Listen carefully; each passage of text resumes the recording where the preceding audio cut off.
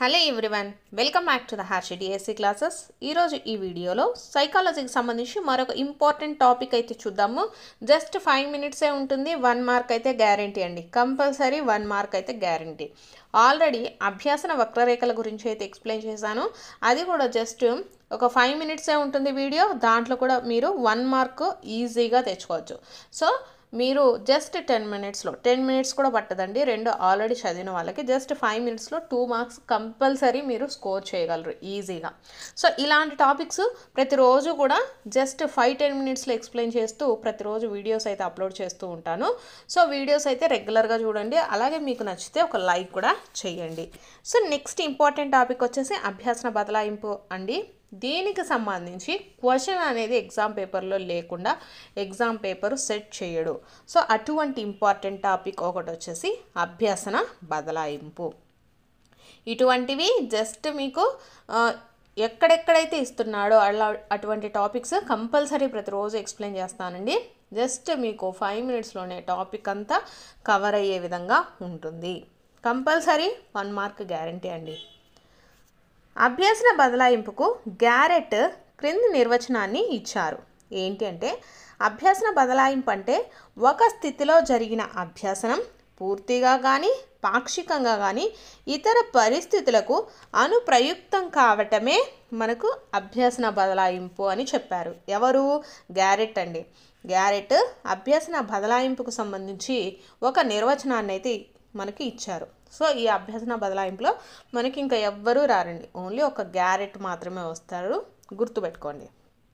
Carat ఏం చెప్పాడో అభ్యాసన బదలాయింపుకు సంబంధించి. అభ్యాసన బదలాయింపు అంటే ఒక స్థితిలో జరిగినటువంటి అభ్యాసనము పూర్తిగా కానీ అంటే మనకు కంప్లీట్గా కానీ పాక్షికంగా కానీ అంటే కొంతమేరకు ఇతర పరిస్థితులకు అనుప్రయుక్తం కావటమే అభ్యాసన బదలాయింపు. ఎవరు చెప్పారండి? గ్యారెట్. సో దీనికి సంబంధించి అభ్యాసన బదలాయింపులో మనకు 4 రకాలైతే ఉన్నాయండి. అవి ఏంటివి అంటే, ఫస్ట్ది అనుకూల బదలాయింపు, పాజిటివ్ ట్రాన్స్ఫర్. నెక్స్ట్ వ్యతిరేక బదలాయింపు, నెగిటివ్ ట్రాన్స్ఫర్. శూన్య బదలాయింపు, జీరో ట్రాన్స్ఫర్. నెక్స్ట్ ద్విపార్శ్వ బదలాయింపు అంటే బైలేటరల్ ట్రాన్స్ఫర్ అండి. సో దీంట్లో అభ్యాసనం ఫస్ట్ అనుకూల బదలాయింపు చూద్దామండి. పాజిటివ్ ట్రాన్స్ఫర్ అంటే ఏంటంటే, బదలాయింపులో ఒక రంగంలో ఇచ్చిన శిక్షణ ఇంకొక రంగానికి తోడ్పడుతుంది. ఉదాహరణకు కారు నడపడంలో ఇచ్చిన శిక్షణ వచ్చేసి ట్రాక్టర్ నడపడంలో సహాయపడుతుంది అన్నమాట. అలాగే టైప్ కొట్టడం బాగా వచ్చిన కంప్యూటర్ మీద సులభంగా పని చేయగలుగుతాడు. అంటే టైప్ రైటర్ ఉంటుందండి కదండి, టైప్ రైటర్లో మనకు కీబోర్డ్ ఉంటుంది. సో అదేవిధంగా టైప్ రైటర్లో అతను ఎంత ఫాస్ట్గా చేయగలుగుతాడో అదేవిధంగా మనకు నార్మల్ కంప్యూటర్ మీద కూడా చేయగలడు. అంటే హిందీ బాగా వచ్చిన వ్యక్తి సంస్కృతాన్ని సులభంగా నేర్చుకోవటానికి వీలవుతుంది. సో ఇక్కడ ఏంటి, ఒక రంగంలో ఇచ్చినటువంటి శిక్షణ. ఇక్కడ కార్ నేర్చుకున్నటువంటి వ్యక్తి ఏంటి, ఈజీగా అదే విధంగా ఉండేటటువంటి ట్రాక్టర్ను కూడా నడపగలడు. కాబట్టి ఒక రంగంలో ఇచ్చిన శిక్షణ ఇంకొక రంగంలో తోడ్పడితే దాన్ని ఏ బదలాయింపు అంటారండి? అనుకూల బదలాయింపు, పాజిటివ్ ట్రాన్స్ఫర్ అంటారు. నెక్స్ట్ వచ్చేసి వ్యతిరేక బదలాయింపు అండి, నెగిటివ్ ట్రాన్స్ఫర్. ఒక వ్యక్తికి ఒక రంగంలో ఇచ్చిన శిక్షణ ఇంకొక రంగంలో అభ్యాసనానికి ఆటంకం కలిగిస్తే దాన్ని వ్యతిరేక బదలాయింపు అంటారండి. అంటే మనం ఒక రంగంలో నేర్చుకున్నటువంటి అంశము ఇంకొక రంగంలో మనకు ఆటంకపరుస్తూ ఉంటుందన్నమాట. ఎలా అంటే చూద్దాం. ఉదాహరణకు తెలుగు లేదా హిందీ నేర్చుకున్న వాళ్ళు ఇంగ్లీష్ నేర్చుకోవడం చాలా కష్టం. అంటే దీనికి దానికి మనకు ఎటువంటి పోలికలు అనేటివి ఉండవండి. దీనివల్ల తేలేది ఏంటంటే, 2 రంగాలలో ఉన్న విషయాలు ఒకదానికొకటి భిన్నంగా ఉంటే అది ఏ బదలాయింపు, ఆ బదలాయింపుకు మనకు ఆటంకం అనేది కలిగిస్తూ ఉంటుందన్నమాట. ఒక రంగంలో ఇచ్చినటువంటి శిక్షణ ఇంకొక రంగంలో అభ్యాసనానికి ఆటంకం కలిగిస్తే దాన్ని ఏమంటామండి? వ్యతిరేక బదలాయింపు అంటాము, నెగిటివ్ ట్రాన్స్ఫర్. నెక్స్ట్ శూన్య బదలాయింపు చూద్దాం. శూన్య బదలాయింపు అంటే ఏంటి? Zero transfer. శూన్య బదలాయింపులో ఎటువంటి బదలాయింపు జరగదండి. అంటే ఇప్పుడు ఇందాక మనకు తెలుగు, హిందీ, ఇంగ్లీష్ ఈ 3 లాంగ్వేజెసే, కానీ అవి ఏంటి, ఒక దాంట్లో మనకు నేర్చుకున్నటువంటి అంశం ఇంకొక దాంట్లో నేర్చుకోవడానికి ఆటంకపరుస్తూ ఉంటుంది. మనకిప్పుడు తెలుగు ఇంగ్లీష్ కొన్ని కన్ఫ్యూజ్ అవుతూ ఉంటాం. కంప్లీట్గా తెలుగు వచ్చిన వాళ్ళు కానీ, కంప్లీట్గా ఇంగ్లీష్ వచ్చిన వాళ్ళు కానీ, తెలుగు నేర్చుకోవాలనుకున్నా, వీళ్ళు ఇంగ్లీష్ నేర్చుకోవాలనుకున్నా కొన్ని విషయాలలో వచ్చేసి కన్ఫ్యూజన్ అనేది ఉంటుంది. సో అవి ఆటంకాలు అంటారండి. కన్ఫ్యూజన్ ఏమంటే ఆటంకాలు. సో కాబట్టి అది వ్యతిరేక బదలాయింపు అయ్యింది.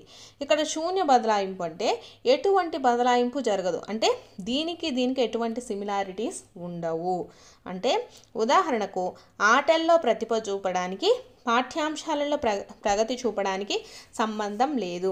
అంటే ఇక్కడ ఆటలు అనేది కంప్లీట్, ఇక్కడ ఇవి ఆటలు అనేటివి మనకి దేని కిందకి వస్తాయి, స్పోర్ట్స్ కిందకి వస్తుంది. పాఠ్యాంశాలు అనేది మనకి దేని కిందకి వస్తుంది, ఎడ్యుకేషన్ కిందకి వస్తుంది. ఈ రెండిటికి ఎటువంటి సంబంధం అయితే లేదు కదా.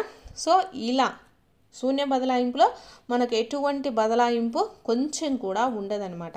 సో అటువంటి దాన్ని శూన్య బదలాయింపు అంటాం. నెక్స్ట్ ద్విపార్ష బదలాయింపు అండి, బైలేటరల్ ట్రాన్స్ఫర్. ఇది వెరీ వెరీ ఇంపార్టెంట్ అండి. దీని గురించి కూడా క్వశ్చన్స్ ఎక్కువ అడుగుతారు. పైన ఉన్నటువంటి 3 ఈజీని ఎక్కువగా కన్ఫ్యూజ్ అయ్యేది దీంట్లోనే. ఎందుకు చూద్దాం. ద్విపార్ష బదలాయింపు అంటే ఒకవైపు చేతితో నేర్చుకున్న విషయము లేదా కౌశలాన్ని ఇంకొక చేయితో చేయడానికి దోహదపరచడం. ఉదాహరణకు ఒక చేత్తో బాణాలను వేయడం ద్వారా వస్తే రెండో చేత్తో కూడా బాణాలు వేయడం సులభతరం అవుతుంది. ఇది ద్విపార్ష బదలాయింపు అండి. ఒక్కొక్కసారి మనకు ఏకపార్ష బదలాయింపు అనేసి కూడా అంటాం. ఏకపార్ష అంటే ఒక కాలు, అంటే ఫర్ ఎగ్జాంపుల్ లెఫ్ట్ హ్యాండ్తో చేసేది లెఫ్ట్ లెగ్తో కూడా చేస్తే దాన్ని ఏకపార్ష బదలాయింపు అనేసి కూడా చెప్తారండి. ఇది కూడా మనల్ని కొన్ని టెక్స్ట్ బుక్లలో ఉందండి. ఇది టాపిక్ కూడా ఉంది, ఒకసారి అయితే గుర్తుపెట్టుకోండి. ఏకపార్ష అంటే ఓన్లీ వన్ సైడే, ఇక్కడ ద్విపార్ష అంటే 2 సైడ్లు. కాబట్టి ఇక్కడ ఎగ్జాంపుల్ మనకి ఏమి ఇచ్చారు, ఒక చేతితో బాణాలు వేయడం వస్తే మరొక చేతితో బాణాలు వేయడము. ఇక్కడైతే ద్విపార్షం, మనకు 2 పార్శ్వాలతోటి అతను చేయగలుగుతున్నాడు కాబట్టి దాన్ని ఏమంటాము, ద్విపార్ష బదలాయింపు అంటాం. ఒక్కోసారి మనల్ని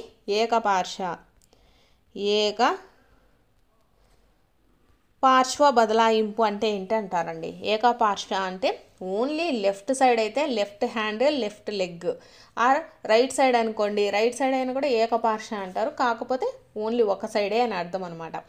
హ్యాండ్స్ అనేటివి 2 చేంజ్ అవ్వవు. ఒక కుడి చేయి ఎడమ కాలు అలా అవ్వదండి.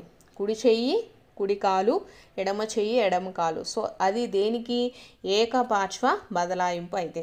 ద్విపార్ష అంటే ఏంటంటే కుడి చేయి చేసింది ఎడమ చేయి చేస్తుందండి, ఇలా ఉంటుంది.